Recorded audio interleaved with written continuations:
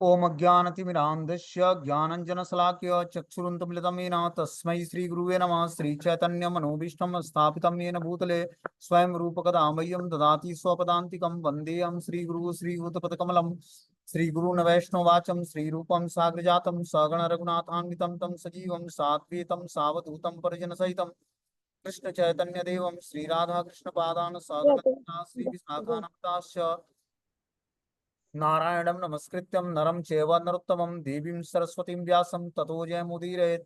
शृण्वतां स्वकथा कृष्ण पुण्यश्रवणकीर्तनं हृदयन्तस्तु ये भद्राणि वितनोति सुरसतां नष्टप्रायेषु भद्रेषु नित्यं भागवत सेवया भगवती उत्तम श्लोके भक्तिर्भवति नैष्टिकी तदा रजस्तमो भाव काम लोभादयश्चेत् चेत् नरावृद्धं स्थित सत्त्वे प्रसिद्धति एवं प्रसन्न मनसो भगवद्भक्ति योगता भगवतत्व विज्ञान मुक्त संगस्य जायते विद्यन्ते हृदयं ग्रन्थि छिद्यन्ते सर्वसंशयं क्षीयन्ते चास्य कर्माणि दृष्ट्वा एवात्मनीश्वरे मुखं करोति वाचालं पङ्गुं लङ्घयते गिरिं यत्कृपातमहं वन्दे परमानन्दमाधवं। प्रह्लाद नारद पराशर पुण्डरीकं व्यासम् अम्बरीश शौनक स्मृतालभ्यां रुक्मांग अर्जुन वसिष्ठं विभीषणादीनं पुण्यानि नामानि परं भागवत स्मरामि। हे कृष्ण करुणा सिंधु दीनबंधु जगतपते गोपेश गोपिका कांत राधा कांत नमस्तुते। तप्त कांचन गौरांगे श्रीराधे वृंदावनेश्वरी वृषभानुसुते देवी प्रणमामि हरिप्रिये। आराध्यो भगवान ब्रजेस्तनया तद्धाम वृंदावनम रम्या काचिदुपासना ब्रजपदु वर्गेण या कल्पिता। श्रीमद्भागवतं प्रमाण अमलम प्रेमो कुमार्थो महान श्री चैतन्य महाप्रभु मतमिदम तत्रादरो नापरः। कृष्णाय वासुदेवाय हरये परमात्मने प्रणतक्लेशनाशाय गोविंदाय नमो नमः। वाञ्छाकल्पतरुभ्यश्च कृपा सिन्धुभ्येव च पतितानां पावनेभ्यो वैष्णवेभ्यो नमो नमः। जय श्री कृष्ण चैतन्य प्रभु नित्यानंद श्री अद्वैत गदाधर श्रीवासादि श्री गौर भक्तवृंद। हरे कृष्णा कृष्ण कृष्णा हरे हरे हरे राम राम राम हरे हरे। तो इसमें आज हम लोग को गोपियों का विरह गीत, मतलब भगवान के विरह में भगवान गोपियां जो हैं गीत गाती हैं। यमुना के किनारे पहुंचकर पहले तो क्या करती, जब भगवान लीलाओं से गायब हो जाते हैं तो पूरे वृंदावन के जंगलों में लताओं पताओं से गोपियां भगवान के बारे में पूछना शुरू करती हैं कि क्या आपने हमारे श्री कृष्ण को देखा है। फिर आगे जब लताओं पताओं से कुछ उनको संदेश नहीं मिलता है तो आगे फिर हिरनियां मिलती हैं। हिरनियों से बातें करती हैं वो अपनी भाषाओं में कि आपने कहीं कृष्ण को देखा है। उनसे भी नहीं पता लगता है। फिर आगे बढ़ती हैं, फिर भगवान के चरण कमलों के प्रिंट दिखते हैं। तो जब चरण कमलों के छाप दिखते हैं तो उनको लगता है कि राधा श्याम सुंदर जो है, श्याम सुंदर इसी रास्ते से आगे गए हैं। आगे बढ़ती हैं तो गोपियों एक गोपी के प्रिंट भी, पद के छाप भी उस धरती पर दिखते हैं कि राधा रानी के सॉरी कृष्ण के चरण कमलों के साथ साथ कोई गोपी का भी चरण कमल छपा हुआ होता है। तो अब गोपियों को लगता है कि निश्चित रूप से कोई स्पेशल गोपी है जिसको भगवान लेकर और अलग हो गए हम लोगों से। फिर आगे बढ़ती हैं तो देखती हैं कि जो है राधा रानी बैठी हुई हैं और विलाप कर रही हैं भगवान कृष्ण के वियोग में। क्यों?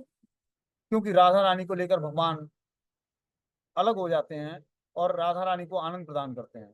जब राधा रानी को आनंद प्रदान करते हैं तो राधा रानी को सौभाग्य, अपने अपने सौभाग्य का अनुभूति होती है कि मैं कितना सौभाग्यशाली हूँ कि सारे गोपियों में से कृष्ण ने मुझे चुना है और मुझे अकेले में मुझे अपना प्रेम प्रदान कर रहे हैं। जैसे ही उनके हृदय में, राधा रानी के हृदय में यह अभिमान उत्पन्न होता है, वैसे ही श्याम सुंदर उनके साथ से भी गायब हो जाते हैं एसोसिएशन से। फिर राधा रानी विरह में भगवान के रोने लगती है, बिलखने लगती है। और वो भी क्या करती है, लताओं पताओं से पूछती है कि क्या मेरे श्याम सुंदर को आपने देखा है। और इस तरह से जब श्याम सुंदर नहीं मिलते हैं तो राधा रानी फिर से विलाप करती है। तब तक सारी गोपियां कृष्ण की खोज में जो वृंदावन में भटक रही थी राधा रानी को देखती हैं। और फिर राधा रानी से पूछती हैं कि तुम्हारी ये स्थिति कैसे हो गई है। तो उसने बोला कि श्याम सुंदर मेरे बालों को गूंथ रहे थे, बालों में फूल चुनकर लगा रहे थे, मैं बहुत ही आनंदित हो रही थी। फिर श्याम सुंदर मुझे और आगे ले जाना चाहते थे। मैंने बोला कि अगर जो आपको जहां भी ले चलना है तो आप मुझे गोद में उठाकर ले चलें, अब मेरे में चलने का सामर्थ्य नहीं है। ये बात सुनकर श्याम सुंदर को गुस्सा आ गया और उन्होंने मुझे मेरे संग छोड़कर और गायब हो गए। ये बात सुनकर गोपियां को लगा कि राधा रानी वास्तव में दुखी है कृष्ण के लिए। और फिर जो है सब मिलकर यमुना तट पर जाती हैं सारी गोपियां और बैठती हैं और क्या करती हैं, भगवान के विरह में गोपी गीत गाती हैं। तो हम लोगों ने कल 13 श्लोकों के माध्यम से गोपियों के विरह गीतों को सुना था, और 14वां श्लोक हम लोग पढ़ते हैं, ध्यान पूर्वक आप लोग सुना। सॉरी, 12 श्लोक तक पढ़ा था, आज 13वां श्लोक पढ़ना है। बोलती हैं आगे 13वें श्लोक में, प्रणत कामदम पद्मजार्चितम धरणि मंडनम ध्येयमापदिम चरण पंकजम संततम चते रमण स्तने स्वपरे आदिहन। ब्रह्मा जी द्वारा पूजित आपके चरण कमल उन सबों की इच्छाओं को पूरा करते हैं जो उसमें नतमस्तक होते हैं। वे पृथ्वी के आभूषण स्वरूप हैं। वे सर्वोच्च संतोष प्रदान देने वाले हैं और संकट के समय चिंतन के लिए सर्वथा उपयुक्त है। हे प्रियतम, हे चिंता के विनाशक, आप उन चरण कमलों को हमारे स्तनों पर रख दें। तो इस तरह से गोपियां भगवान से विरह प्रकट करती हैं, और क्या बोलती हैं कि जो चरण कमल स्वयं ब्रह्मा जी, जो इस सृष्टि के क्रिएटर हैं, उनके द्वारा आपके चरण कमल पूजित हैं और वो उस पर आकर नतमस्तक होते हैं। वे पृथ्वी के आभूषण स्वरूप हैं आपके चरण कमल। वे सर्वोच्च संतोष प्रदान करने वाले हैं। संकट के समय चिंतन के लिए सर्वथा उपयुक्त हैं वो चरण कमल।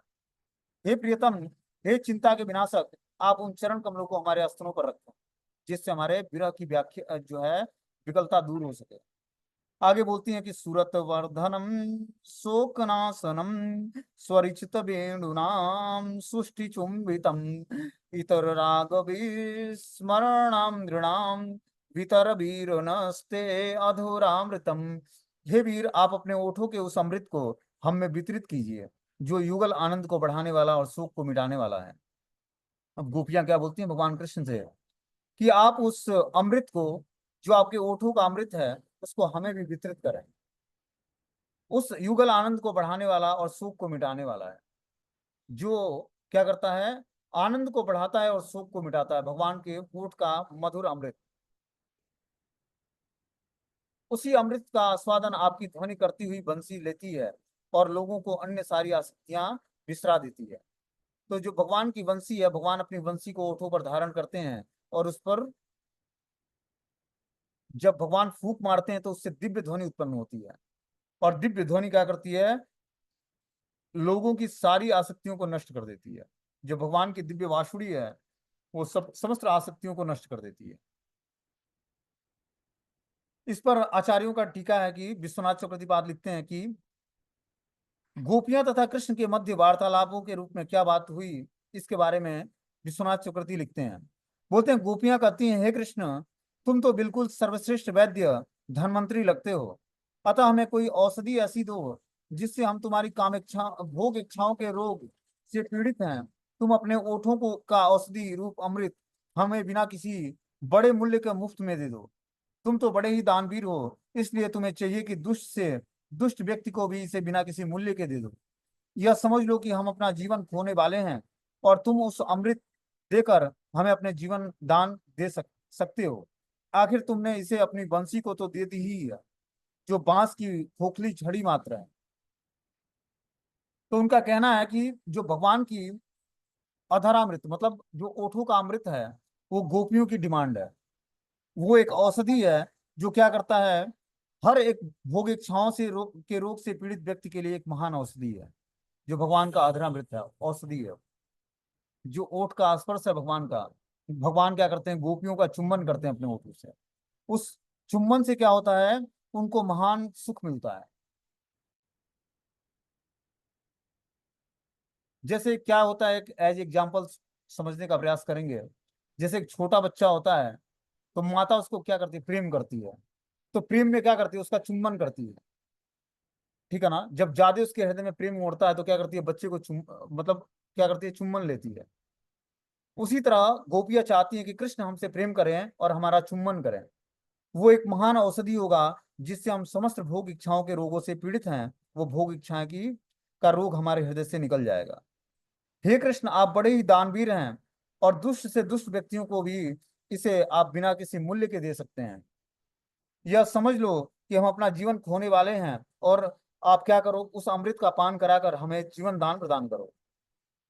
आखिर तुमने इस अमृत को अपने बंसी को दे दी है, जो बस मात्र एक खोखली छड़ी है, जो बांस की बनी हुई है।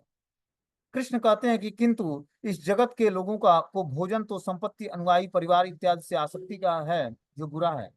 अतः जिन्हें ऐसा बुरा भोजन मिलता हो, उसे वह औषधि नहीं मिलनी चाहिए जिसे तुम लोगों ने मांगा है। बोलते हैं कि जिसकी आसक्ति भोजन, संपत्ति, अनुयायी और परिवार में है, वैसे लोगों को इस औषधि का पान नहीं कराया जा सकता। मतलब भगवान के अधरामृत का पान उन्हीं को होता है जो समस्त आसक्तियों से मुक्त हो चुके हैं, समस्त पारिवारिक बंधनों से ऊपर उठ चुके हैं। उन्हीं को ये भगवान के अधर अमृत का पान कराया जा सकता है। भगवान उसी को अपने अधरों का अमृत देते हैं, जो, या चरणों का अमृत देते हैं, जो समस्त भौतिक आसक्तियों को छोड़ चुका है। नहीं तो उसकी इंपॉर्टेंस को वो नहीं व्यक्ति समझेगा। बोलते हैं किंतु इस औषधि से अन्य सारी आसक्तियां भूल जाती हैं। यह औषधि इतनी अद्भुत है कि यह बुरे भोजन की आदतों को भी ठीक कर देती है। जो भगवान के अधरामृत का अमृत है, वो क्या करता है, सारे बुरी लतों को छुड़ा देता है। इसलिए हे वीर, वो अमृत हमें भी दो, क्योंकि तुम बड़े ही दानी हो। इसलिए गोपियां बोलती हैं कि जो आपके अधरों का अमृत है, ओठों का अमृत है, वो हमें भी प्रदान करें, जिससे हम लोग भी इस भव संसार के भव रोगों से मुक्त होकर और आपके चरण कमलों के प्रति आकर्षित हो पाए।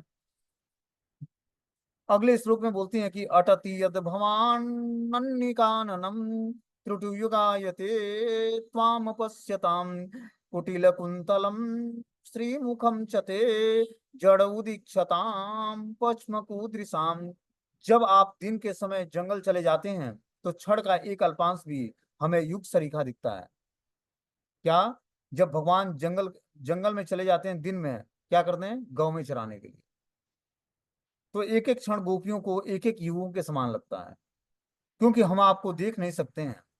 जब हम आपके सुंदर मुख को, जो घुघराले बालों से शोभित होने के कारण इतना सुंदर लगता है, देखती भी हैं, तो ये हमारी पलकों के लिए आनंद में बाधक बनती है, जिससे, जिन्हें मूर्ख सृष्टा ने बनाया है।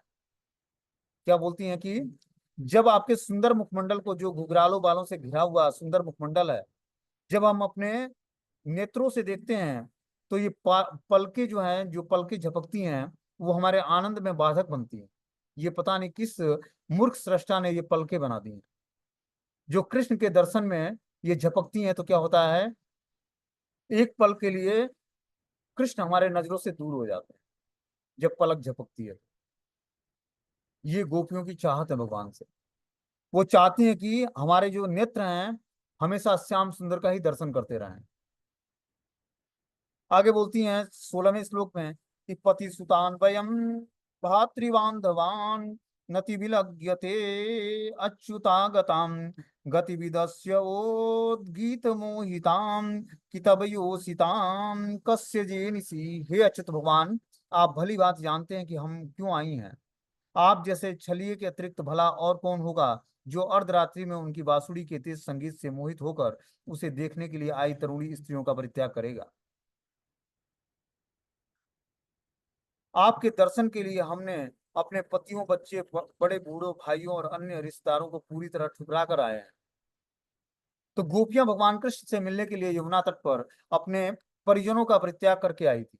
भगवान के अधरों से निकली मधुर बांसुरी की ध्वनि को सुनकर गोपियां भगवान की तरफ सम्मोहित होकर चली आई भगवान से मिलने के लिए। बोलती है कि हे अच्युत, आप भली बात जानते हैं कि हम क्यों आई हैं।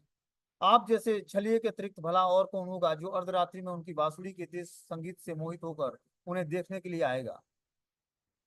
हम स्त्रियों ने सब कुछ परित्याग करके ही आपका दर्शन करने के लिए यहाँ पर आए हैं।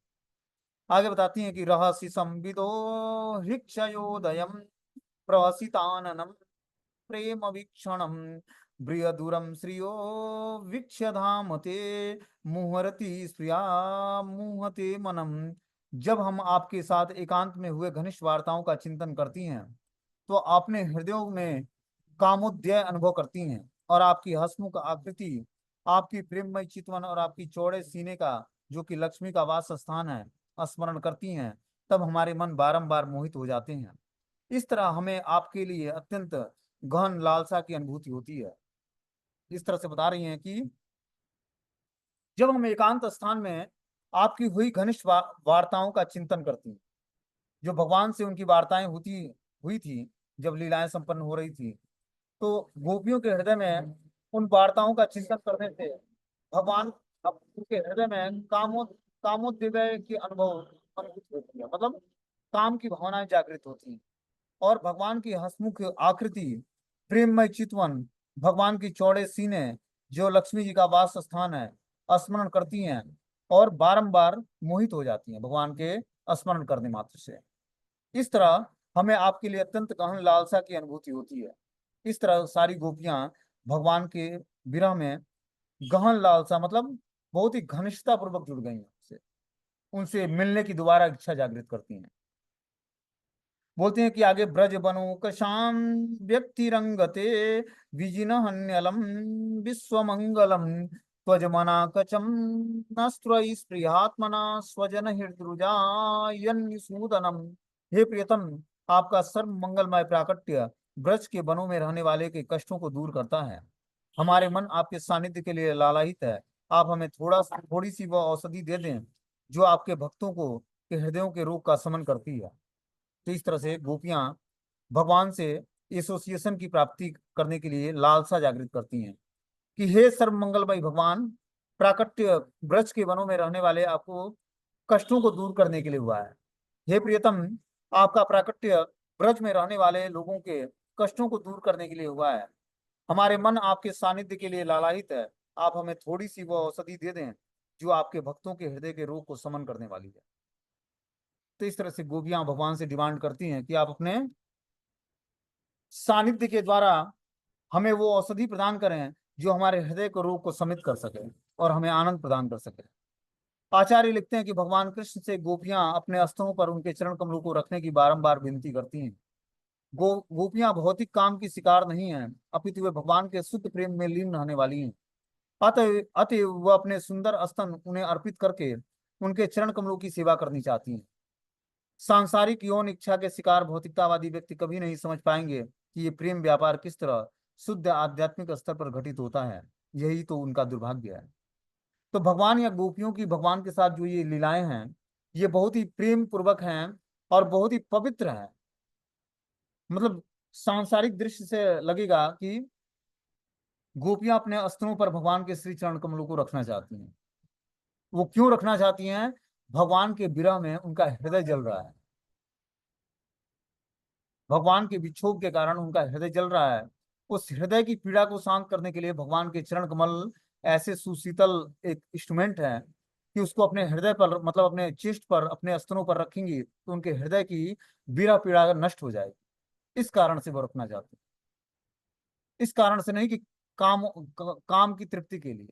उनके हृदय में भगवान से जो विरह उत्पन्न हुआ है हृदय में, उस हृदय की पीड़ा को शांत करने के लिए गोपियां उस भगवान के श्री चरण कमलों को अपने अस्त्रों पर रखना चाहते हैं, अपने चेस्ट पर रखना चाहती हैं, सीने पर रखना चाहती हैं कि हृदय की जो पीड़ा है वो नष्ट हो जाए भगवान से विरह के साथ।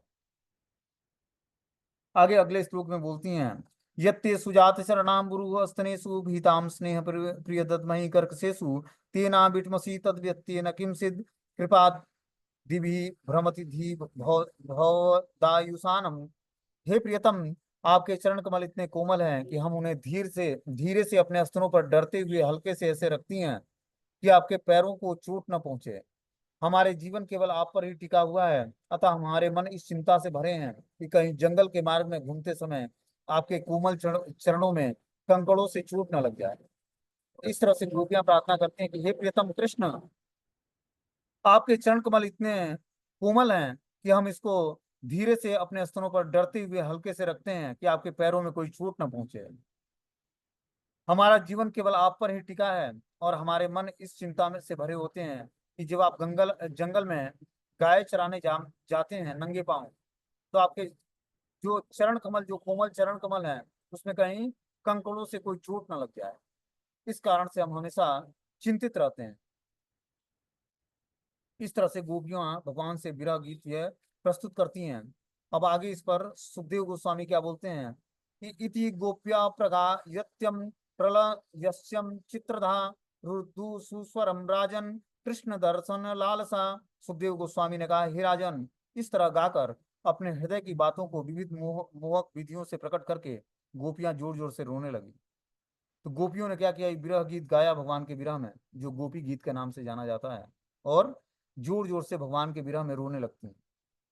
वे कृष्ण का दर्शन करने के लिए अत्यधिक लालायित होती हैं। क्या बोलती हैं? रुरुद्ध सुस्वरा राजन कृष्ण दर्शन लालसा। और रुद्ध वाणी में रोते हुए भगवान को पुकारती हैं, किस लिए? कृष्ण दर्शन लालसा, भगवान कृष्ण के दर्शन की लालसा के कारण।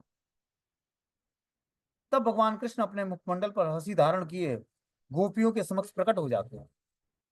अब भगवान कृष्ण क्या होता है, यमुना तट पर जैसे ही गोपियां विरह गीत गाती हैं और रोना शुरू करती हैं, तो भगवान उनके समक्ष प्रकट हो जाते हैं। माला और पीत वस्त्र धारण करने करके ऐसे लग रहे थे जो सामान्य जनों के मन को मोहित करने वाले कामदेव के मन को भी मोहित कर सकते हैं। इस तरह से भगवान पीतांबर धारण किए हुए और बैजंती माला मतलब वृंदावन के 5 या 6 फूलों से निर्मित सुगंधित माला होती है, उसको बैजंती माला बोलते हैं।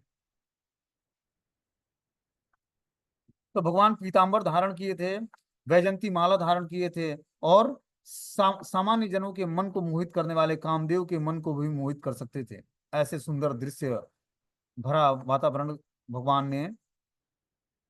भगवान के दर्शन से ऐसा वातावरण क्रिएट हो गया कि सारे गोपियों को भगवान ने मोहित कर लिया और उनके अंदर कामदेव को फिर से जागृत कर दिया। जब गोपियों ने देखा कि उनका परम प्रिय कृष्ण उनके पास लौट आए हैं, तो वे सहसा उठ खड़ी हुई और स्नेह के कारण उनकी आंखें पूरी तरह खिल उठी। ऐसा लगा मानो उनके मृत शरीर में प्राण वापस आ गया हो। जैसे ही वो कृष्ण को दर्शन करती हैं और भगवान का सुंदर स्वरूप जिसमें पीतांबर धारण करते हैं, भगवान गले में बैजंती माला धारण करते हैं, उस स्वरूप को देखकर, परम प्रिय कृष्ण को लौटा हुआ देखकर सहसा सारी गोपियां उठ खड़ा होती हैं। स्नेह के कारण उनकी आंखें पूरी तरह खिल जाती हैं। ऐसा लगा उनके मृत शरीर में पुनः प्राण लौट आया है। एक गोपी ने हर्षित होकर कृष्ण के साथ हाथ को अपनी हथेलियों के बीच में ले लिया और दूसरे ने चंदन लेप से विभूषित उनकी भुजाएं अपने कंधे पर रख ली। तो इस तरह से गोपियां क्या करती हैं, एक गोपी क्या करती है, हर्षित होकर कृष्ण के हाथ को अपनी हथेलियों के बीच में ले लेती है और दूसरी चंदन लेप से विभूषित उनकी भुजाएं अपने कंधे पर रख लेती है। मतलब भगवान की दोनों भुजाओं को दो गोपियां अपने अपने, एक हथेली को एक गोपी पकड़ लेती है और दूसरी गोपी क्या करती है, उस चंदन लेप से विभूषित विभूषित भुजाओं को अपने कंधे पर रख लेती है। एक गोपी ने आदर पूर्वक अपनी हथेलियों से उनके दबाए चबाए हुए पान का जूठन ले लिया और काम इच्छाओं से तप्त दूसरी गोपी ने उनके चरण कमलों को अपने स्तनों पर रख लिया। तो इस तरह से सारी गोपियां भगवान को आनंद प्रदान करने के लिए अलग अलग भगवान के साथ लीलाएं प्रस्तुत की हैं। एक गोपी क्या करती है, भगवान के चबाए हुए पान को अपनी हथेलियों पर ले लेती है आदर पूर्वक।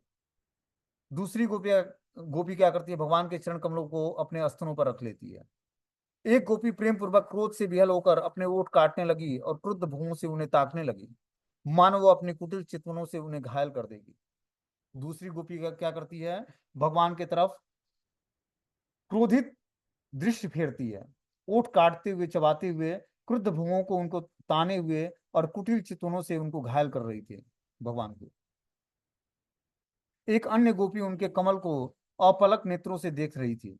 भगवान का जो मुखारबिंद था कमल सदृश से, उनको अपने अपलक नेत्रों मतलब बिना पलक झपके देख रही थी। किंतु माधुरी का गहन आस्वादन कर लेने पर भी वह तुष्ट नहीं हुई। जिस तरह संत पुरुष भगवान के चरण कमलों का ध्यान करते हुए कभी तृप्त नहीं होते हैं, क्या करती, भगवान के सुंदर मुखार बिंदु का दर्शन करते करते वो तृप्त नहीं हो रही है, एक टक निहारे जा रही है भगवान को। इस तरह से और भगवान के कभी चरण कमलों का दर्शन करती है, कभी मुखार बिंद का दर्शन करती है। जिस तरह संत पुरुष भगवान के चरण कमलों का ध्यान करके तृप्त नहीं होते हैं, उसी तरह वो भगवान के मुखार बिंद का दर्शन करके तृप्ति का अनुभव नहीं कर रही है, वो बिना पलक झपके भगवान की तरफ दर्शन कर रही है भगवान का। इस पर विश्वनाथ चक्रवर्ती लिखते हैं कि यहाँ पर भगवान के चरण कमलों का ध्यान करने वाले संत पुरुष का जो उपमा दी गई है, वह केवल आंशिक रूप से लागू होता है, क्योंकि कृष्ण के लौटने पर गोपियों को जो आनंद हुआ वो वास्तव में अद्वितीय था। उसकी कल्पना ही कोई नहीं कर सकता, उसका कोई किसी से तुलना ही नहीं हो सकता है। ऐसा उसको उन सबों को अद्वितीय आनंद प्राप्त हुआ गोपियों को। श्रील विश्वनाथ चक्रवर्ती यह भी प्रकट करते हैं कि यह विशेष गोपी सबों में परम भाग्यशाली श्रीमती राधा रानी थी, जो एक टक अपने श्याम सुंदर को निहारती हुई जैसे लगता था कि स्तब्ध हो गई। वो परम सौभाग्यशालिनी गोपी स्वयं श्रीमती राधा रानी ही थी। एक गोपी ने भगवान को अपनी आंखों के छिद्र से ले जाकर उन्हें अपने हृदय में रख लिया। तब उसने अपनी आंखें बंद कर ली और रोमांचित होकर वह भीतर ही भीतर उनका लगातार आलिंगन करने लगी। इस तरह दिव्य आनंद में निमग्न वो भगवान का ध्यान करने वाली योगी जैसी लग रही थी। तो सारी गोपियां अपने अपने हृदय की भावनाओं को भगवान के स्वरूप का दर्शन करने में लगाए रही। एक गोपी भगवान को अपनी आंखों की छिद्रों से ले जाकर अपने हृदय में छिपा लिया। मतलब नेत्रों से इतना गहन भगवान का दर्शन किया कि हृदय में भगवान की छाप उतर गई। इस तरह आंखें बंद कर ली उसने और रोमांचित होकर भीतर ही भीतर उनका आलिंगन करने लगी। और इस तरह दिव्य आनंद में निमग्न होकर वो भगवान का ध्यान करने वाले योगी जैसे लग रही थी। तो भगवान के सुंदर मुखार बिंद को अपने हृदय में धारण कर लिया, नेत्र बंद कर लिया और समाधि में चली गई। जिस तरह योगी भगवान का निरंतर ध्यान कर दिव्य आनंद में निमग्न हो जाता है, उसी तरह उस गोपी ने इस तरह से करा। बोलते हैं विश्वनाथ चक्रवर्तीपाद इस पर कि अभी तक इस अध्याय में जिन 7 गोपियों का वर्णन किया है वो 8 मुख्य गोपियों में से पहली 7 गोपियां हैं, जिसका पद ऐसा है कि कृष्ण के प्रकट होते ही वे उनके पास पहुंच सके। तो भगवान की 8 गोपियां प्रमुख गोपियां हैं। ठीक है ना। आचार्यों ने श्री वैष्णव तोषणी में इस श्लोक की उद्धृत किया है, जिनमें 7 गोपियों के नाम चंद्रावली, श्यामला, सेव्या, पद्मा, श्री राधा, ललिता और विशाखा दिए गए हैं। 8वीं भद्रा हो सकती है। श्री वैष्णव तोषणी स्कंद पुराण के इस श्लोक से उद्धृत करती है, जिसमें कहा गया कि ये 8 गोपियां 3 अरब गोपियों में से मुख्य हैं।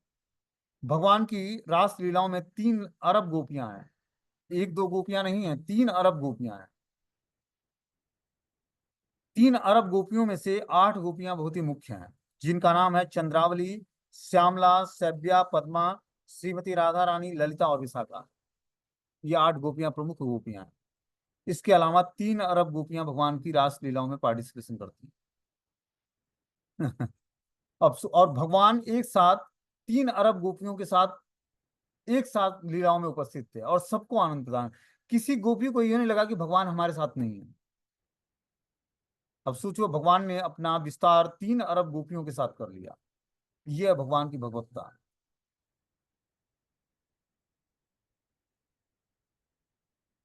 बोलते हैं पद्म पुराण में इसकी पुष्टि की गई है कि श्री राधा गोपियों में अग्रगणी हैं। यथा राधा प्रिया विष्णु तस्या कुंडम प्रियम तथा सर्व गोपेशु सर्वेक्याम विष्णु अनंत वल्लभा। जिस प्रकार श्रीमती राधा रानी कृष्ण को सर्वाधिक प्रिय हैं, उसी तरह उनका स्नान कुंड भी प्रिय है। समस्त गोपियों में वे भगवान की सर्वाधिक प्रिय हैं। बृहद गौतमी तंत्र में श्रीमती राधा रानी का नाम कृष्ण की सर्व प्रमुख प्रेयसी के रूप में है। देवी कृष्णमयी प्रोक्ता, राधिका पर देवता, लक्ष्मीमयी, सर्व कांति सम्मोहिनी परा। दिव्य देवी श्रीमती राधा रानी भगवान कृष्ण की प्रत्यक्ष अर्धांगिनी है। वे समस्त लक्ष्मियों में प्रधान हैं। वे सर्व आकर्षक, भगवान को आकर्षित करने के लिए समस्त आकर्षक युक्त हैं। वे भगवान की आदि अनंत शक्ति हैं। बोलते हैं कि दिव्य देवी श्रीमती राधा रानी भगवान कृष्ण की प्रत्यक्ष अर्धांगिनी है, मतलब भगवान की अंतरंग शक्ति है श्रीमती राधा रानी। वे समस्त लक्ष्मियों में प्रधान है, वो समस्त गोपियों में प्रधान गोपी है। वे सर्व आकर्षक, भगवान कृष्ण को आकृष्ट करने के लिए समस्त आकर्षण युक्त हैं। श्रीमती राधा रानी भी कृष्ण की तरह ही समस्त आकर्षण के की केंद्र हैं। वे भगवान की आदि अंतरंगा शक्ति हैं। श्री राधा विषयक अतिरिक्त जानकारी ऋग्वेद के परिशिष्ट में मिलती है।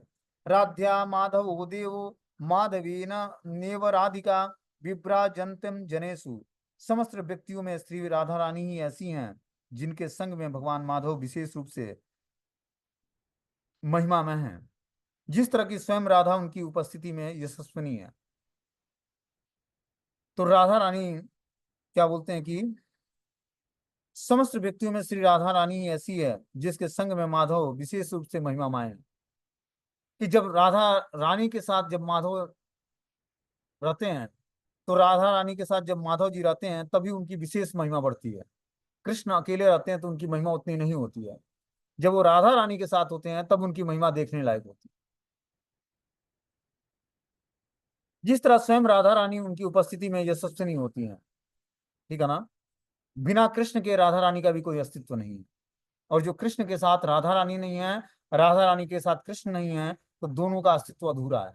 इसीलिए राधा के साथ कृष्ण और कृष्ण के साथ राधा का होना, ये कॉम्बिनेशन होना बहुत ही आवश्यक है, युगल जोड़ी का। तभी इस युगल जोड़ी को ही व्यक्ति स्वीकार करता है। जो भगवान के शुद्ध भक्त हैं, वो राधा रानी की इकलौती पूजा नहीं करते हैं, या कृष्ण का इकलौता पूजा नहीं करते। क्या करते हैं? युगल जोड़ी की आराधना करते हैं। और हम लोग जो गौड़ी वैष्णव के फॉलोअर हैं, वो भी क्या करते हैं? युगल जोड़ी की और आराधना हम लोग करते हैं। हम लोग के आराध्य राधा कृष्ण है, न कि कृष्ण अकेले नहीं है, न कि अकेले राधा रानी नहीं। हम लोग के इष्ट आराध्य क्या है? राधा कृष्ण है। और जो अकेले कृष्ण है तो वो आराध्य नहीं है। आराध्य तभी है जब वो राधा रानी के साथ है। आगे बोलते हैं कि सभी गोपियों ने जब अपने प्रिय केशव को फिर से देखा तो उन्हें परम उल्लास का अनुभव हुआ। उन्होंने विरह दुख को त्याग दिया। जिस तरह के सामान्य लोग आध्यात्मिक रूप से प्रबुद्ध व्यक्ति की संगति पाकर अत्यंत अपने दुख भूल जाते हैं। क्या बोलती हैं यहाँ पर? कि सभी गोपियां जब अपने प्रिय केशव को फिर से देख लेती हैं तो उन्हें उन्हें परम उल्लास का अनुभव होता है, और फिर से उल्लासमय हो जाती हैं। उनके सारे विरह दुख दूर हो जाते हैं और आध्यात्मिक रूप से प्रबुद्ध व्यक्ति की संगत पाकर अपने, जिस तरह सामान्य लोग आध्यात्मिक व्यक्ति की संगत पाकर अपनी सारे दुख भूल जाते हैं, उसी तरह केशव का दर्शन करके गोपियां सारे विरह दुख को त्याग कर और क्या करती हैं? उनका एसोसिएशन करती हैं। समस्त शोकों से मुक्त हुए गोपियों से घिरे उस पूर्ण पुरुषोत्तम भगवान अच्युत भव्यता के साथ चमक रहे थे। हे राजन परीक्षित, कृष्ण ऐसे लग रहे थे जिस तरह अपनी आध्यात्मिक शक्तियों से घिरे हुए परमात्मा होते हैं। तो यहाँ पर सुखदेव गोस्वामी बोलते हैं कि समस्त शोकों से मुक्त हुई गोपियां गोपियों से घिरे पूर्ण पुरुषोत्तम भगवान अच्युत भव्यता के साथ चमक रहे थे। जब गोपियां कृष्ण का दर्शन करती हैं तो कृष्ण पूर्ण रूपेण चमक रहे थे।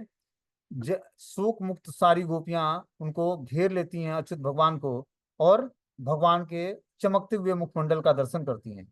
हे राजन, कृष्ण ऐसे लग रहे थे जिस तरह आध्यात्मिक शक्तियों से घिरे हुए परमात्मा हो। तो कृष्ण का स्वरूप ऐसा लग रहा था जिस तरह पूर्ण रूपेण आध्यात्मिक शक्तियों से घिरे हुए स्वयं परमात्मा हो। गोपियां भगवान कृष्ण की अंतरंगा शक्ति हैं, अतः जब वे शोक से मुक्त होकर फिर से प्रसन्न हो गईं, तो भगवान भी पहले की अपेक्षा और अधिक क्रांतिमय लगने लगे और उनका दिव्य आनंद बढ़ गया। कृष्ण गोपियों से दिव्य प्रेम करते हैं और गोपियां भी उन्हें उसी तरह से चाहती हैं। जो लोग इस भौतिक संसार से बंधे हुए हैं, उन्हें आध्यात्मिक स्तर पर संपन्न होने वाला यह व्यापार समझ में नहीं आता है।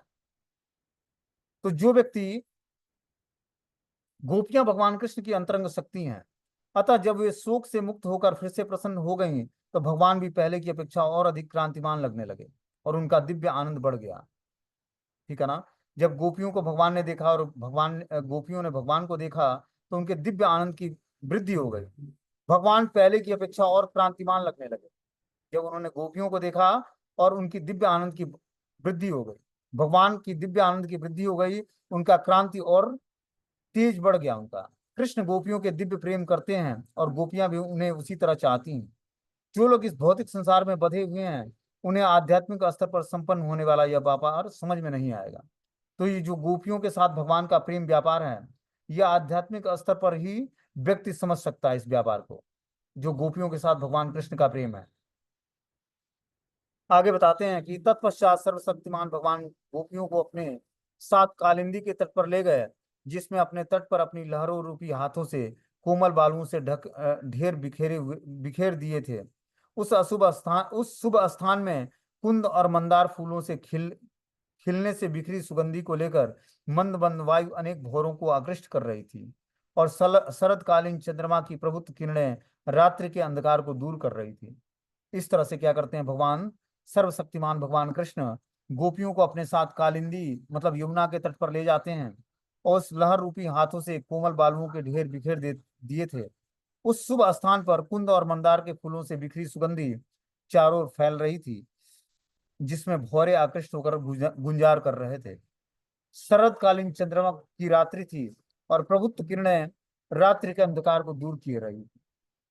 तो उस समय जो है चंद्रमा अपने पूर्ण कलाओं के साथ उगा हुआ था, यमुना का किनारा था, और सुंदर कुंद और मंदार के फूलों की खुशबू बिखरी हुई थी वातावरण में। उस वातावरण में क्या करते हैं कृष्ण, अपनी गोपियों को ले जाते हैं सारी। अपने समक्ष साक्षात वेद रूप कृष्ण के दर्शन के आनंद से गोपियां की हृदय वेदना शमित हो गई। उनको लगा कि उनकी सारी इच्छाएं पूरी हो गई हैं। उन्होंने अपने प्रिय मित्र कृष्ण के लिए अपनी ओढ़नियों से, जो कि उनके स्तनों से लगे कुमकुम से सनी थी, आसन बना दिया। अब क्या करती हैं गोपियां, अपनी ओढ़नियां जो है, जो थी, जो अपने दुपट्टा होता है, उसको अपने स्तनों पर ओढ़ी हुई थी, उसमें कुमकुम लगे हुए थे, उससे क्या करती हैं भगवान के लिए आसन तैयार कर देती हैं। बोलते हैं कि श्रुतियों ने या साक्षात वेदों ने निम्नलिखित प्रार्थनाएं की भगवान से। इन स्त्रियों ने अपने मन को विशाल सर्प रूपी भगवान कृष्ण की बलिष्ठ भुजाओं के ध्यान में लीन कर दिया था।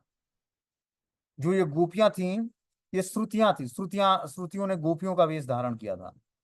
और साक्षात वेद भी भगवान से प्रार्थनाएं करते हैं। इन स्त्रियों ने अपने मन को विशाल सर्प रूपी भगवान कृष्ण की बलिष्ठ भुजाओं को ध्यान में लीन कर दिया था। हम उन्हीं गोपियों सा बनकर उनके चरण कमलों की सेवा करना चाहते हैं। श्रुतियों ने ब्रह्मा के पिछले दिन कृष्ण को प्रकट होते देख लिया था, और उनके मन में उनकी संगति करने की उत्कट इच्छा हो रही थी। तो जो वेदों में श्रुतियां दी हुई हैं, उस श्रुतियों ने ब्रह्मा के पिछले दिन में कृष्ण को प्रकट होते देख लिया था, और उनके मन में उनकी संगत करने की उत्कट इच्छा जागृत हुई थी। तत्पश्चात वे इस कल्प में गोपियां बनकर आए। तो जो वेदों की श्रुतियां हैं, वो इस कल्प में गोपियां बन के आती हैं भगवान कृष्ण का एसोसिएशन प्राप्त करने के लिए। क्योंकि मानव समाज में वेद शाश्वत हैं, अतः इस कल्पना में श्रुतियां भी कृष्ण के लिए इच्छुक होती हैं, और अगले कल्प में वो गोपियां बनेंगी। ये जानकारी विश्वनाथ चक्रवर्ती देते हैं कि श्रुतियां ही आकर्षित होकर भगवान कृष्ण की लीलाओं में गोपियां बनकर आई हैं, और ये हमेशा इस तरह से अलग अलग कल्पों में गोपियां बनकर आती हैं भगवान कृष्ण को आनंद प्रदान करने। जिस भगवान कृष्ण के लिए बड़े बड़े योगेश्वर अपने हृदय में आसन की व्यवस्था करते हैं, वही कृष्ण गोपियों की सभा में आसन पर बैठ गए। उनका दिव्य शरीर, जो तीनों लोकों के में सौंदर्य और ऐश्वर्य का एकमात्र धाम है, गोपियों द्वारा कृष्ण की पूजा करने पर जगमगा उठा। तो इस तरह से गोपियां क्या करती हैं, अपने दुपट्टे को आसन बनाकर और कृष्ण को समर्पित करती हैं, और निस्वार्थ प्रेम के वशीभूत होकर यमुना के तट पर उनकी सुगंधित ओढ़नियों पर बैठकर कृष्ण प्रेम उनका प्रेमी बनने और उनके साथ वृंदावन में नृत्य करने के लिए राजी हो गए। अब इस तरह से भगवान कृष्ण को गोपियां राजी कर लेती वृंदावन के जंगलों में नृत्य करने के। श्री कृष्ण ने गोपियों के भीतर काम वासना जागृत कर दी थी, और वे अपनी घृणा रूपी हंसी से उनको निहारती, अपनी भुओं से प्रेममय इशारे करती, और अपनी अपनी गोदों में उनके हाथ और पांव रखकर उन्हें मलती हुई उनका सम्मान करने लगी।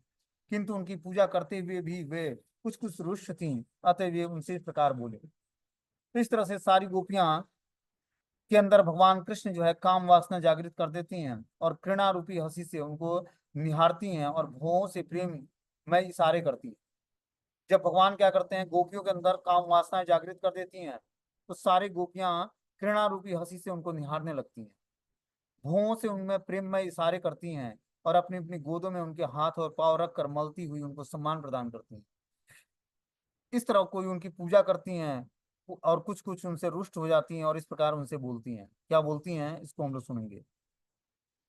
बोलते हैं, श्री गोप्या ऊचु भजतो अनु भजन एकम एक एतद्विपर्ययम नो भयाश्चम भजन एकम एतन्यो ब्रूहि साधु साधुवम भो। गोपियों ने कहा कि कुछ लोग केवल उन्हीं से स्नेह जताते हैं जो उनके प्रति स्नेहिल होते हैं, जबकि अन्य लोग उनके प्रति भी स्नेह दिखाते हैं जो शत्रुवत या उदासीन होते हैं। फिर भी कुछ लोग किसी से भी स्नेह नहीं करते हैं। हे कृष्ण, इसमें इस विषय की समुचित व्याख्या करें। तो गोपियां भगवान कृष्ण से बोलती हैं कि आप एक समुचित व्याख्या के अंतर्गत बताएं हमें कि कुछ लोग केवल उन्हीं से स्नेह जताते हैं जो उनके प्रति स्नेहिल होते हैं, कि कुछ लोग उन्हीं से बस स्नेह करते हैं जो उनके प्रति स्नेहिल होते हैं, जबकि अन्य लोग सबके प्रति स्नेह दिखाते हैं, और कुछ लोग जो होते हैं शत्रुवत और उदासीन होते हैं, और कुछ लोग स्नेह नहीं दिखाते। इसके विषय में आप लोग समुचित व्याख्या हमें कृष्ण करके सुनाएं। तो इसकी व्याख्या भगवान कृष्ण करते हैं, इसके बारे में हम लोग कल